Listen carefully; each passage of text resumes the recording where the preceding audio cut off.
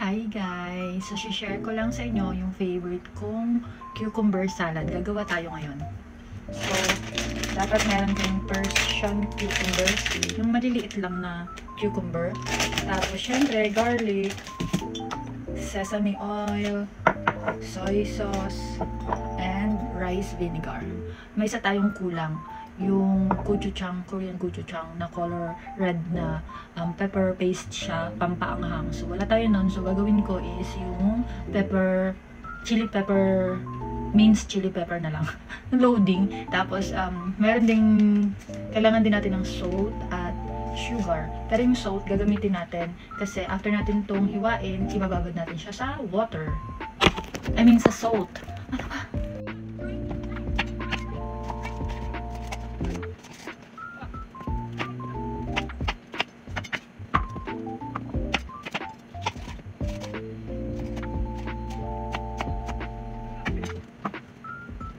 Natapos na natin yung cucumber, so maghihiwa naman tayo ng garlic. Pero before yan, kailangan muna natin itong ibabad sa salt. Kasi di ba matubig yung cucumber? So ibababad natin siya, tapos mamaya uhugasan, babanlawan na natin. So habang hinihiwa natin yung bawang, nakababad na siya sa salt.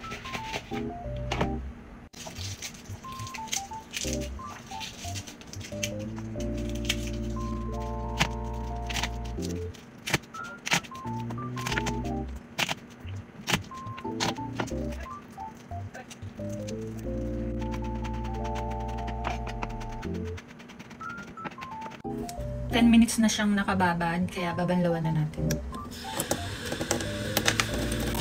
Make sure lang natin na natanggal na natin yung salt, kasi kung hindi, sobrang kalat nito. Ating hugasan. Next thing is, dadry natin.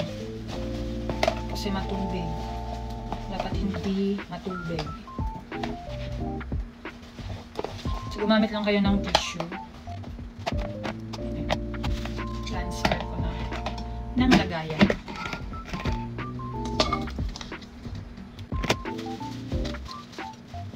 So, sugar. Isang tablespoon lang. Yan. Depende sa inyo kung gusto nyo mas madami. Basta ako 1 tablespoon lang. Lagay na natin yung garlic. Soy sauce. Tansya-tansya lang mga kumare. And then, sesame oil. Rice vinegar. Pero gusto kong medyo maanghang dahil wala nga tayong gochujang. Ang gagamitin ko na lang is yung chili garlic oil. Kung gaano kadami yung chili garlic oil ko, ganyan ko ka-favorite. So, konti lang. 1 tablespoon. Tapos, next. Yun na, ready na. Next lang.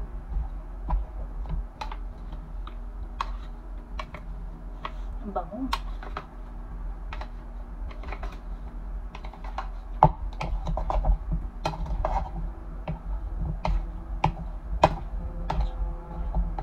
Ready to eat na cucumber salad.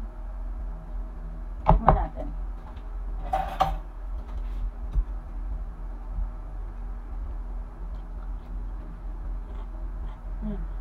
The best. Try nyo din. Bye-bye.